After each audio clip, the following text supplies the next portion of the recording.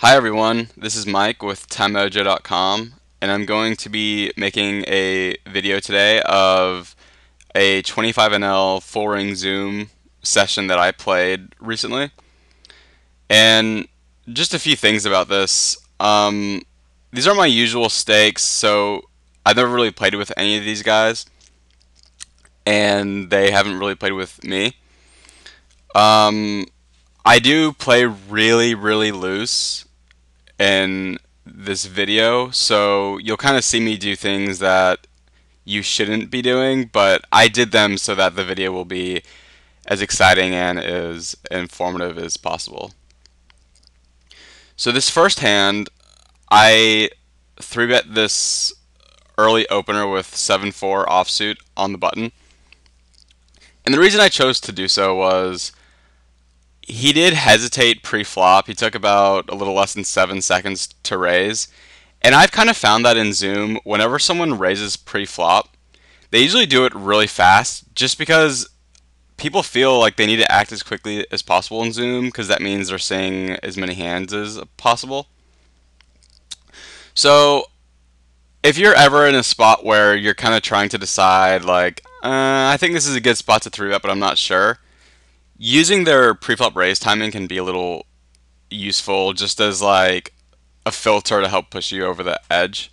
So anyway, we end up getting this cold call from this fishy player, and I just assume he's a fish because he instant cold called a 3-bet, and he has a really odd stack. So as far as his range goes, I kind of assume that it's just a lot of Broadway type hands because I feel like a player like him will most likely be willing to jam something like tens plus pre-flop and probably even like ace king.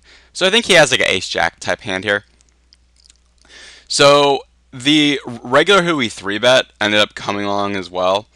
And I think he really could have come along with almost his entire range here just because he wants to be in this inflated pot with the fish. So I think his range can just really be pretty wide at this point. I think it's most likely geared towards suited connectors and medium pocket pairs. So on this flop, we flop pretty well for our hand. So I think we just absolutely have to bet here and just kind of find out where we are. And I end up betting $3, and I think this is a really good size here. Not much to say about that. And then this reg just like snap calls. And what that tells me is he definitely probably has some weak pocket pair like sixes at this point. And I've kind of said in the other videos I've released that when people snap call like this, they're never really very strong. So, but that being said, in this spot, I definitely don't think we have the best hand at this point. So we absolutely have to bet this turn, and I expect him to fold a ton.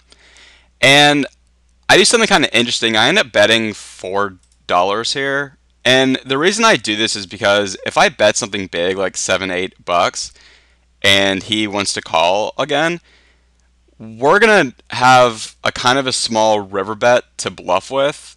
Whereas if we bet $4 here, we're gonna have a pretty big, almost 70% pot river bet to jam with if we decide that we need to.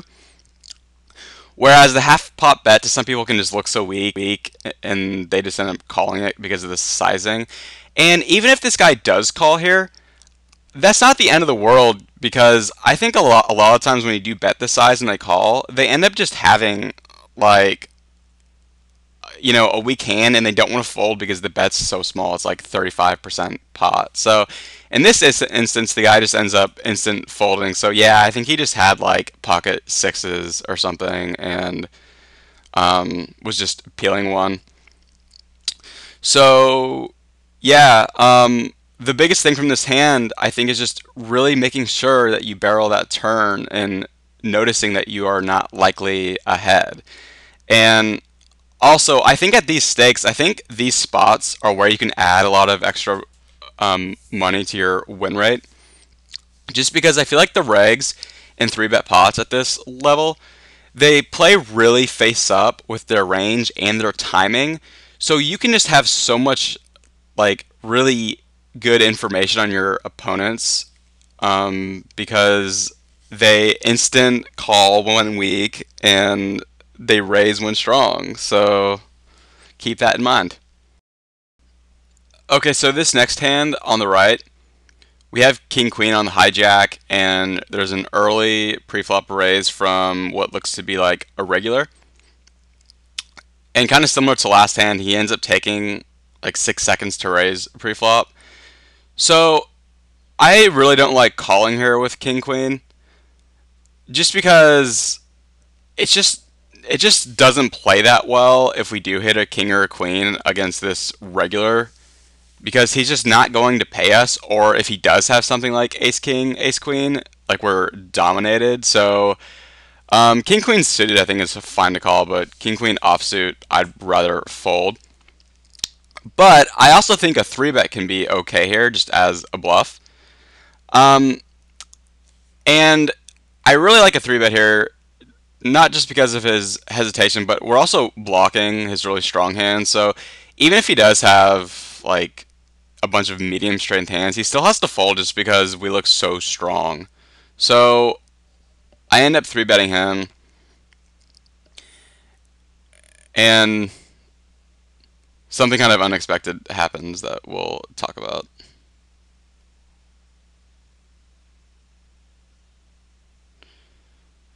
So this guy ends up cold 4-betting us, and this is the risk of doing this play is the earlier you do a 3-bet, the more people there are behind to come along. So while, that's calculated into the equity of this equation, and I, still think it's a plus AV play even though it didn't work, just remember that, and that's another good reason to having like the king and queen blocker, is that you are blocking all those premiums. So, and the original raiser did instant fold, so I think he was really weak. Okay, so this next hand, we open pocket eights, kind of in middle early position, and we end up getting squeezed. And so a lot of people I think would usually fold here, which I think is perfectly fine. I hate calling just for the reason that you are out of position, and if more people come along, it's just going to be really hard for you to win the pot. Just being out of position in like a 4-way 3-bet pot with a really vulnerable hand.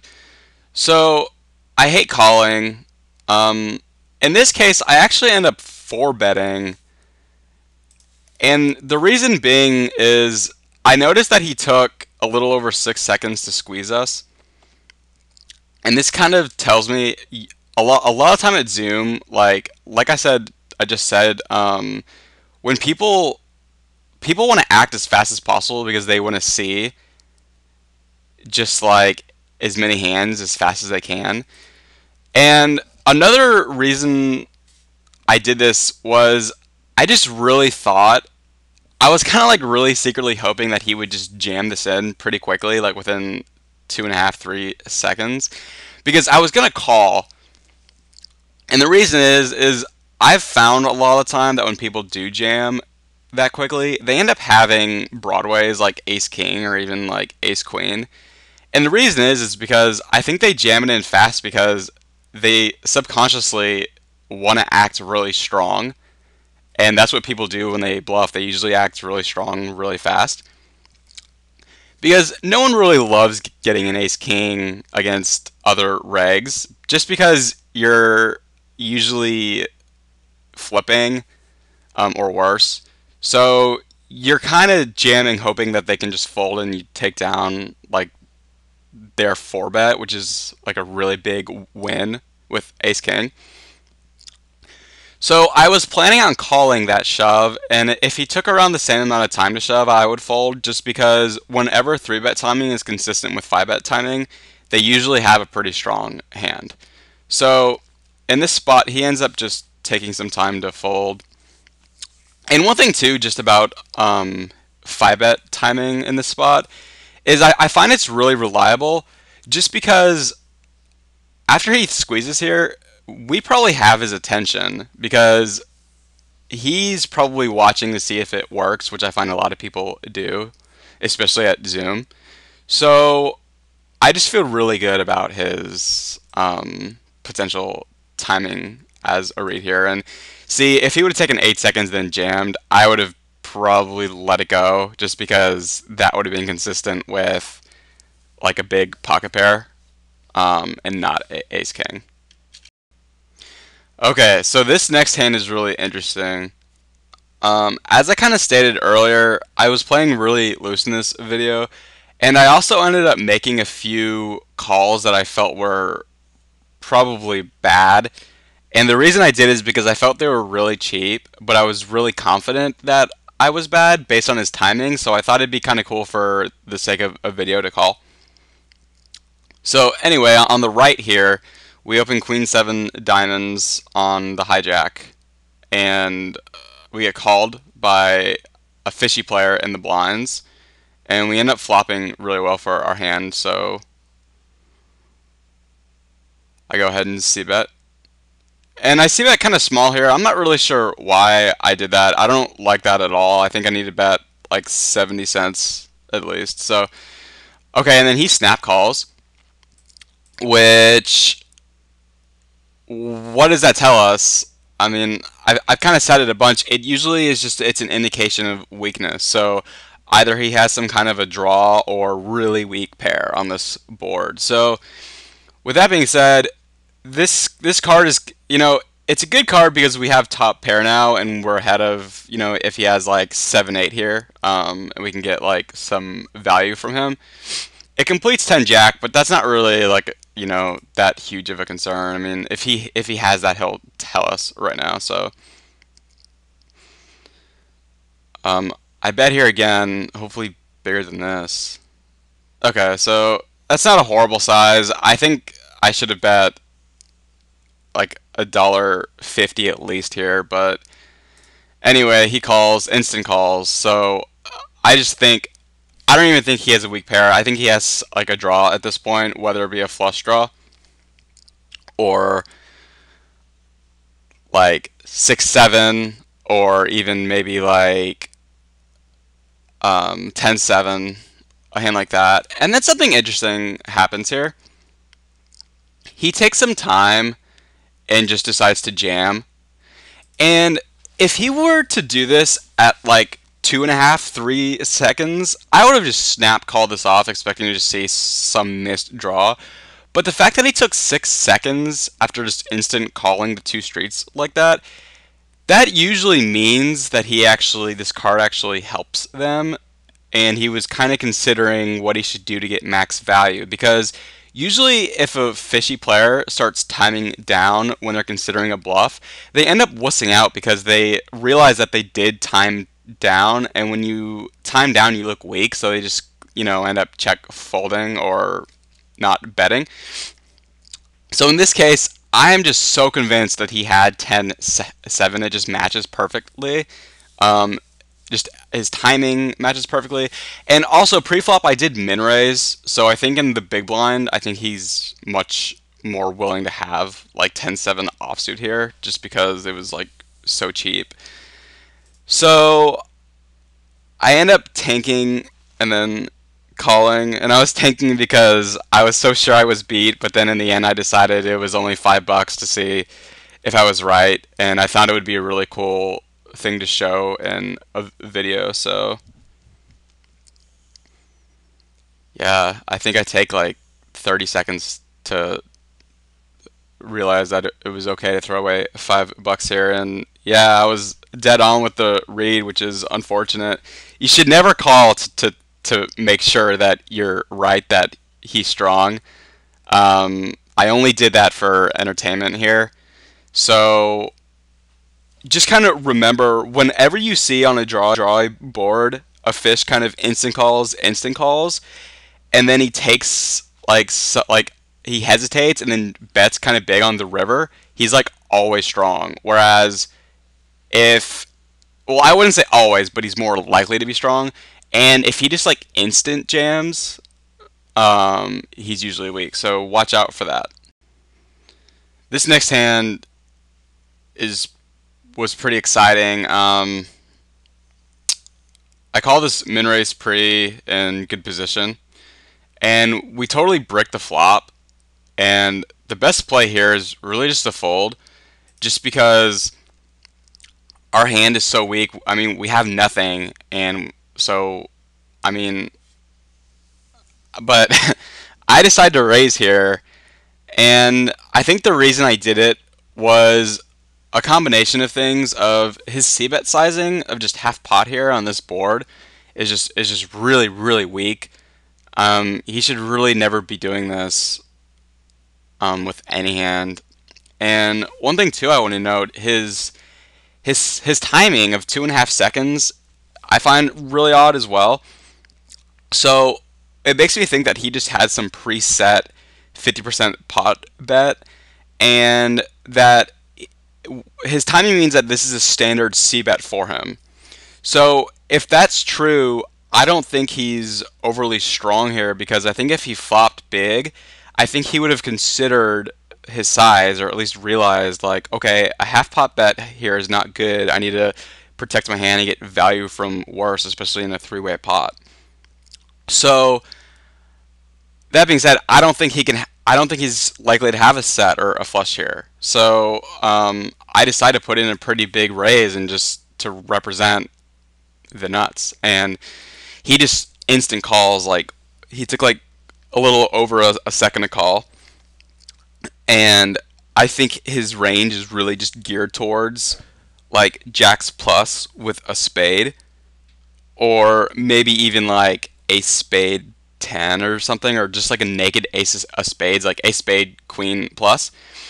So that being said, this turn I think is actually kind of good, because I think what it does is it really encouraged him to call again with those hands, but those hands will never really call on the river. So what I do here is I bet pretty big just to really represent like a made flush, or even like a set. Like, I don't want him to see the next card cheaply. And he thinks, and he doesn't think too much, a little over 3 seconds, which is usually pretty fast. And what this tells me is that it really solidifies my read that he has the ace of spades here, and he probably has something like ace spade queen or the king. And he took like a little more time to call because he was processing the fact that he just hit top pair, and maybe he was like thinking about like, should I call, like, but this guy's probably not really thinking too much. He probably just sees I have top pair, nut flush draw, I call again. But when everything bricks on this river, it's really impossible to call with just top pair, when on the previous two streets and on this street, I am representing just total strength here.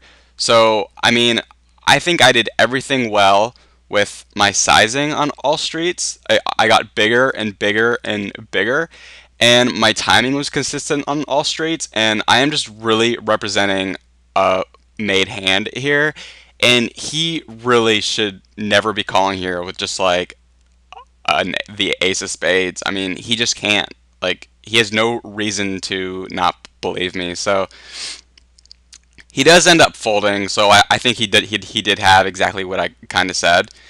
And again, this is not a good idea to do when you have complete error. Like, you want to do this like, maybe if you had like 6-7 of diamonds here, it's okay because you have like 6 outs to a straight. But just something with some equity. And always remember in these spots, when somebody instant calls or a raise, they're never strong. So use that to your advantage when you're able to see it. And don't be scared to continue bluffing. Alright, so this is the last hand I'm going to discuss. On the left here with Queen 10, what looks to be what's probably a regular min raises pre-flop. and he takes about 5 seconds to do so, which you've heard several times in this video that I'm a big fan of 3-betting these hesitation raises. So the cool thing about this hand is you see on the button, the guy takes 1.8 seconds to call, and what's cool about this is he pretty much tells us that he has a really weak hand. Because if he had anything else, like anything even remotely strong, he'd be considering a 3-bet, especially to a min raise. Whereas this is the type of hand where it's just like 7-4 suited or whatever if he's like a fish, which he probably is. And especially because the preflop raiser made a min raise, like his range is just so wide and so weak here. So that being said, I think this is a really good spot to squeeze. Even though we're out of position, I think if called by the fish, I think we have a really strong hand. And I think if the reg calls, I think his hand is going to end up being really face up, like ace king a lot, just because we're blocking like queens and tens. So in this instance, both of them fold, which is obviously the best result here. And yeah, so just really watch for those spots where you have a hesitation preflop raise and then a snap call behind. And sometimes you'll even see it where you have multiple snap calls behind and you can just make a really profitable squeeze. So yeah, that's it. If you have any questions, you can post them in the comment section. And this has been Mike with TimeMojo.com. Thanks for watching.